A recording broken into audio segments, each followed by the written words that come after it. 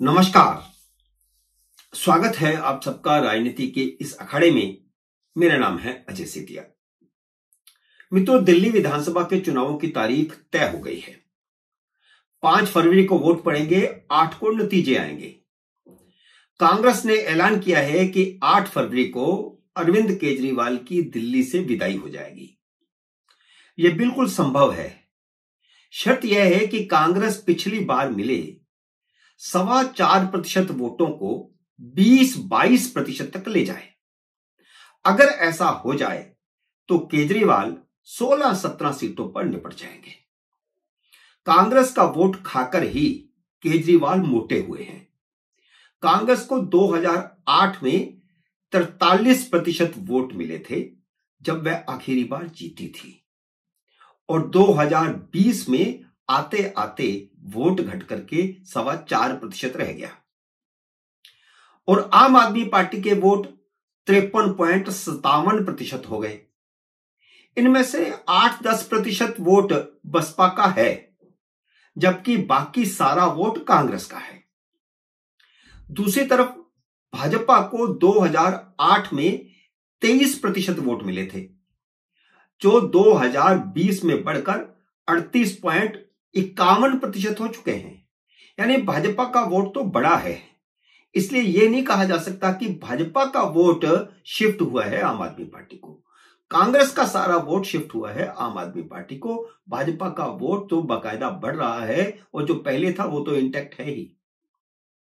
क्योंकि इस बार बांग्लादेशियों के फर्जी वोट कटे हैं और कांग्रेस पूरे दमखम से चुनाव लड़ रही है, इसलिए अरविंद केजरीवाल और आतिशी मार्लेना ने चुनावों की घोषणा से पहले ही रोना धोना शुरू कर दिया था। इन दोनों का, बल्कि सारी आम आदमी पार्टी का रोना धोना 8 फरवरी तक जारी रहेगा, और 8 फरवरी को असली रोना धोना होगा, जब दोनों सत्ता से बाहर हो जाएंगे।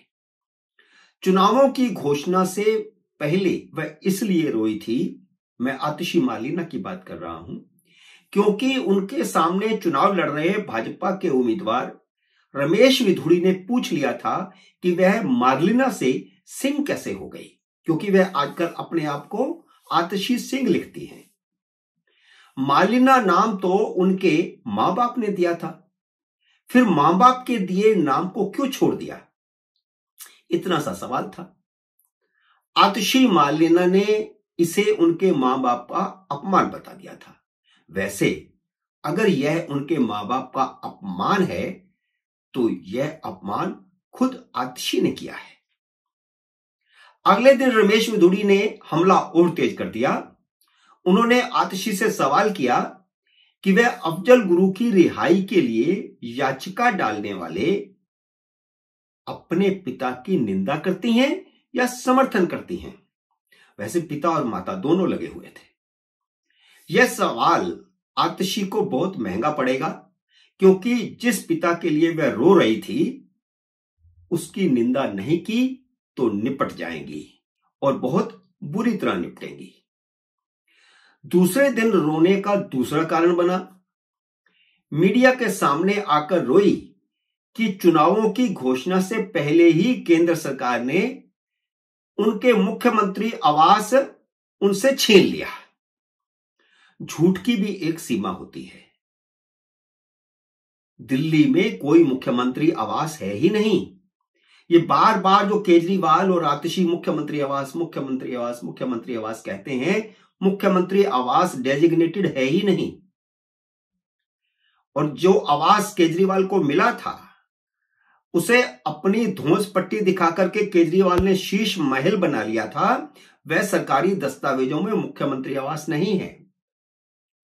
फिर भी इस्तीफा देने के बाद केजरीवाल ने उसकी चाबियां आतिशी मार्लेना को सौंप दी थी। काफी झमेले के बाद आतिशी मार्लेना ने पीडब्ल्यूडी को चाबियां दी थी। आतिशी चाहती थी कि वह बंगला उन्हें अलॉट कर दिया जाए जिसमें केजरीवाल रहते थे, तो पीडब्ल्यूडी ने वह बंगला उन्हें अलॉट कर दिया, और उन्हें प्रगति मैदान के सामने पहले से अलॉट कोठी वापस करने को कहा कि वह कोठी वे वापस कर दें और इस बंगले में आ जाएं। अलॉटमेंट लेटर में यह शर्त लिखी थी और यह भी कहा गया था कि वह 7 दिन के भीतर नए बंगले का कब्जा ले लें। लेकिन आतिशी मालिना ने न पहले से अलाट कोठी छोड़ी, न शीश महल का कब्जा लिया। कागजों में तो कब्जा लेना पड़ेगा ना। आखिर पीडब्ल्यूडी ने 6 जनवरी को अलाटमेंट कैंसिल कर दिया। यह एक प्रक्रिया है जिसे अपनाना पड़ता है और आपको फिर स्लिप मिलती है कब्जे की। क्या वह स्लिप आतिशी मालिना दिखा सकती हैं? आप खुद या आपके बिहाफ पर कोई जाकर कब्जा लेगा या नहीं लेगा? अब आपको बताता हूं कि आतिशी मालिना ने कब्जा क्यों नहीं लिया। यह सबसे बड़ी बात है, क्योंकि कब्जा लेती तो दस्तखत करने पड़ते कि उस कोठी में क्या क्या सामान लगा हुआ है, उसकी लिस्ट के नीचे साइन करने पड़ते। केजरीवाल और आतिशी मालिना इससे बचना चाहते थे।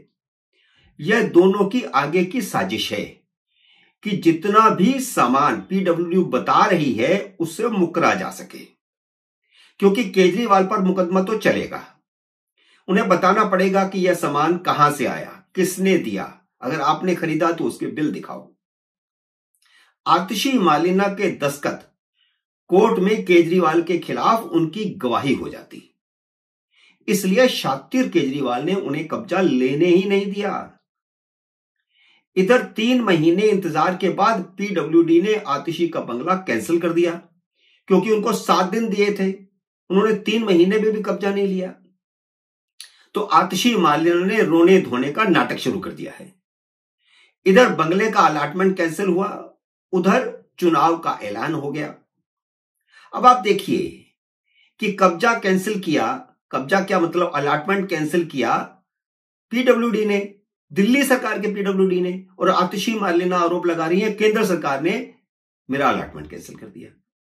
कोई सीमा तो होनी चाहिए ना झूठ बोलने की। आप जनता को कब तक मूर्ख बनाएंगे?